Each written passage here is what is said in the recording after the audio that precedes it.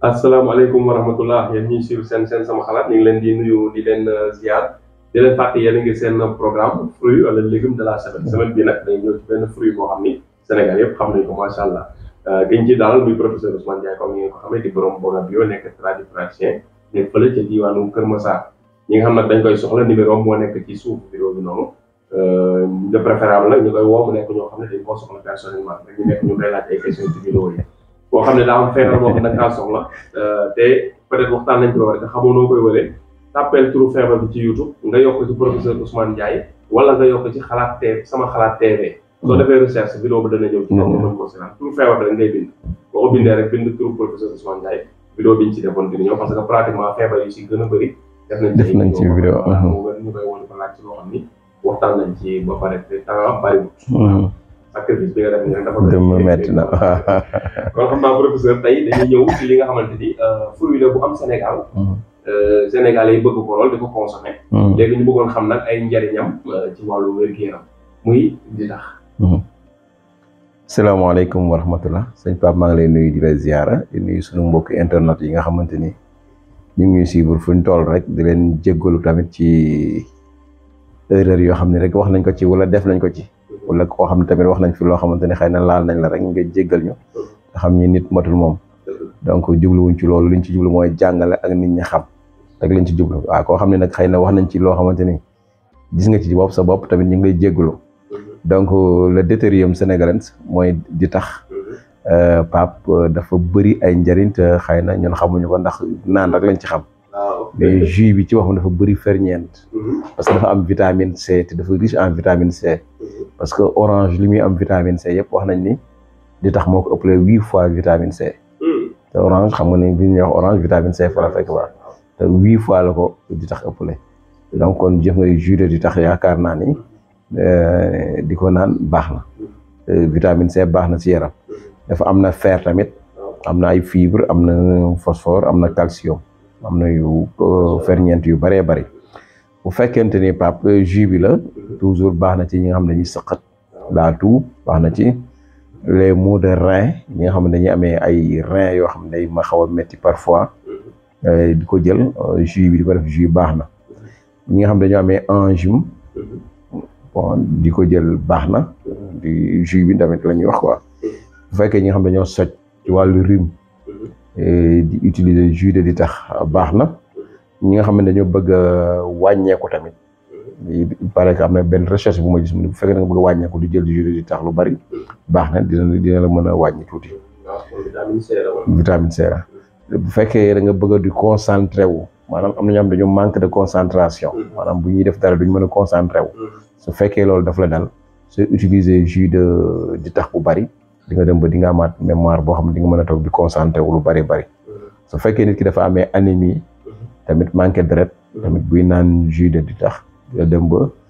anémie boobu mën na deñ su fekkee fatigue la coono mooy fatiguement général wala moo fatigué ni di am coono rek suy jël jus de di tax maanaam di ko def jus di ko naan baax na ci su fekkee tamit ci wàllu foie la res bu am problème wala yu demee noonu wala am ay jafe-jafe daal kuy jël jus de di tax def ko jus di ko naan baax na ci moom ci wàllu biir tamit noonu la demee ci wàllu rhumatisme tamit noonu la demee am jus bi di ko naan baax na ci kon da ngay gis ni jus de di tax non seulement nekkul loo xam ne da nga koy naan rek pour cafka gi rek mais da nga koy naan pour mu indi la yeneen pour wér-gu-yaram c'est-à-dire tey Pape boo xoolee foofu ni ma ko développé ci jus de fruits boo ko comparé woon tey ak boisson gazeuse il y a une très grande différence waaw te xoolal ni ñu koy naan te xoolal la différence léegi fii li ñu la wax ni lépp lay faj te fee du la fajal dara day indil ay problème mais nga koy naan pour mu neexal la nii rek donc il y a une différence donc moo tax li ñu am dañ ko war a exploiter dañ ko war a waaw mais nag léegi tey Pape il faut que tamit Sénégalais yi ñuy jàppale les moyennes et petites entreprises tey kiy jaay jus de di tax xam nga ni dafa jafe bala ci am yenn quantité yi donc day xaw a jafe donc kooku bu la ko jaayee jàpp ne lu mu cher nit ki war na ko mën a jënd pour jàppale ko moom pour mu liggéey mën a avancer. nit ñi tam bu ñuy jaay jus de di tax yeeg yooyu nañuy sóoraale ci réew mi lay ñoree defaree ko ci réew mi bañ cee koñe nit ñi. waaw donc c'est très important. voilà. d'accord loolu message moo bëggoon jàll rek. effectivement c'est normal waaw non baax na sax parce que non ça di man sax su ma waxee jàppale du question boobu sax ñooñu parce que ñu loolu boobu loolu mais lii ak ki nga xam dafa produit benn jus am xam ñoom ay 100 francs la ñuy jaay ak 5000 francs yu demee noonu donc un litre bi bon mën nañ ko jaay loo xam ay yam waaye loo xamante ni yow boo ko jëndee di nga xamante ni moom dina ci mën a amal dara ainsi de suite. waaw jàppale bi gën daal mooy. nit ñi di jënd dañuy jaay bi. waaw kay kuy jaay dafa fii di jaay prix normal.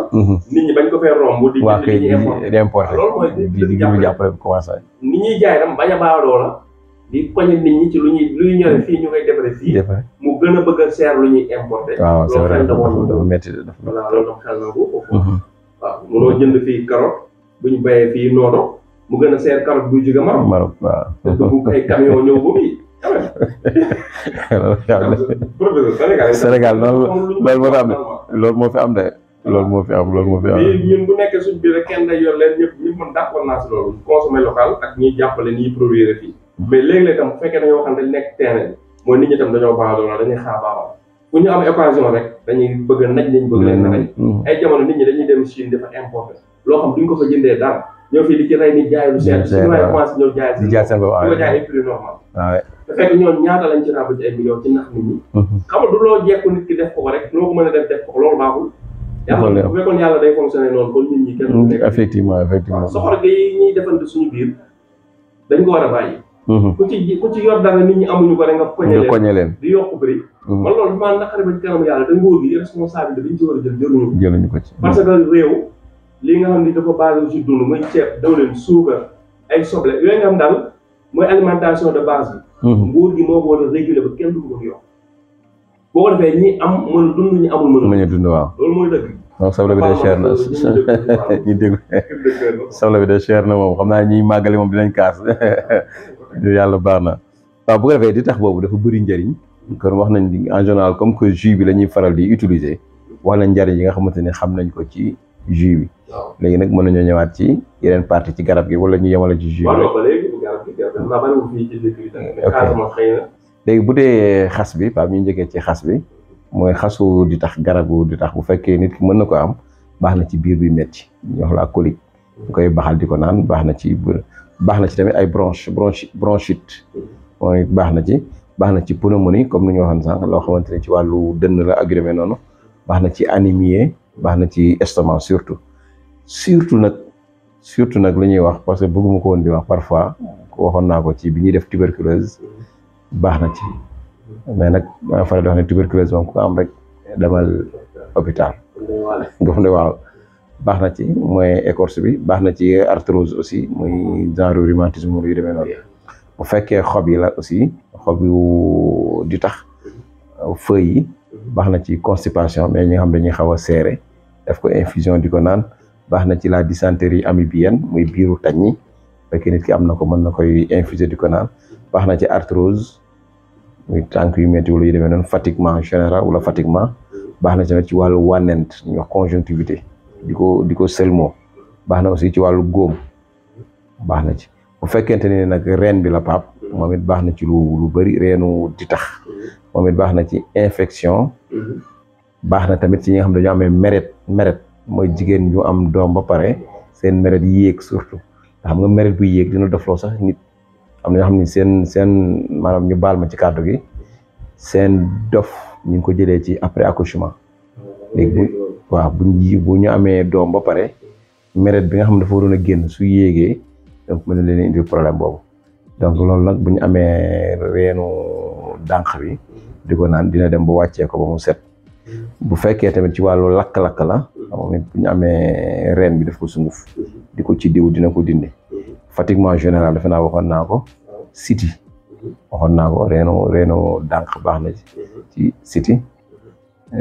te ñu bëri nag moom lañ koy fajee defe naa reenu di tax waaw baax na ci comme reenu dànq ni mel noonu la ci mel moom it baax na ci donc ñu bëri dànq la ñuy fajee kii siti mais di tax bi aussi tamit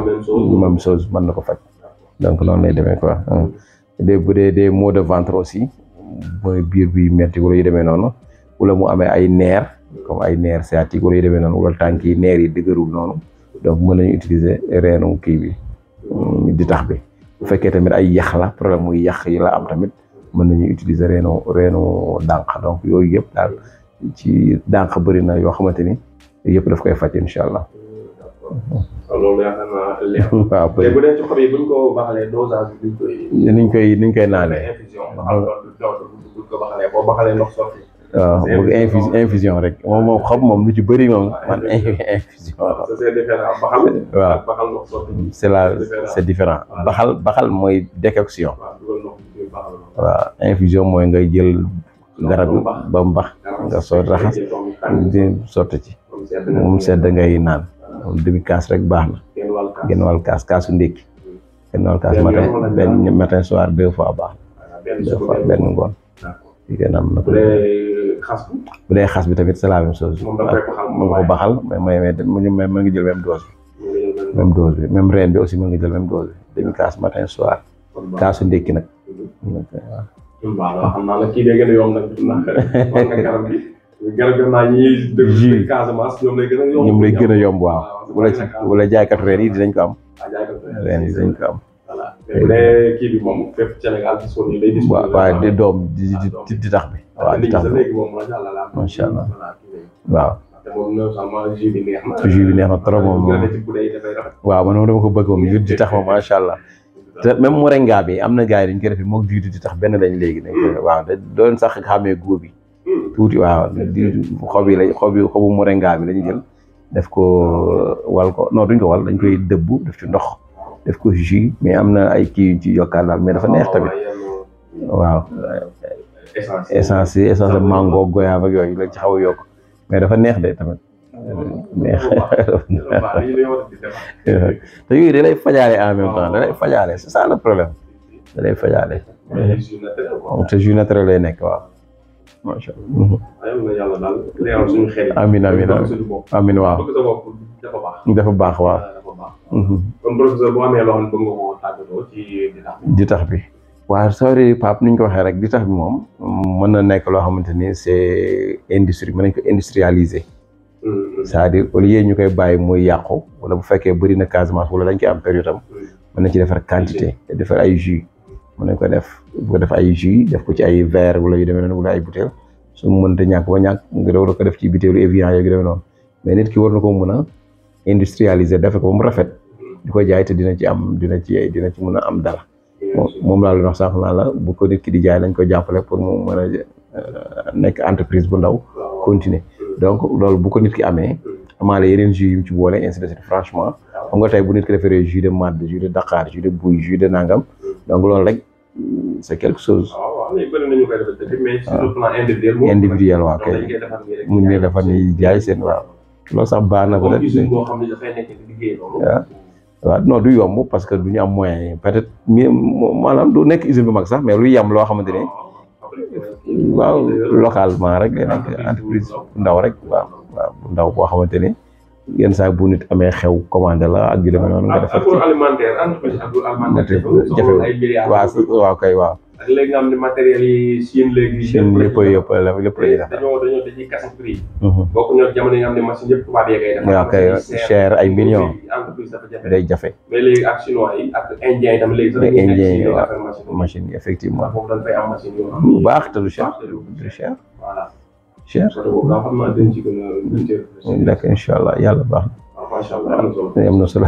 jërëjëf ñu lay jaajëfal merci jërëjëf di jox ñu ñuy seetaan rendez-vous ba vidéo bi yow nga xam ni mooy dernière vidéo semaine bi ñuy waxtaanee vitamine B8 waaw vitamine B8 ay njëriñam ci suñu yaram ak tam ci yam lekk lañ ko mën a amee kon ñu ngi leen di rendez-vous ba vidéo bi ñëw incha allah jërëjëf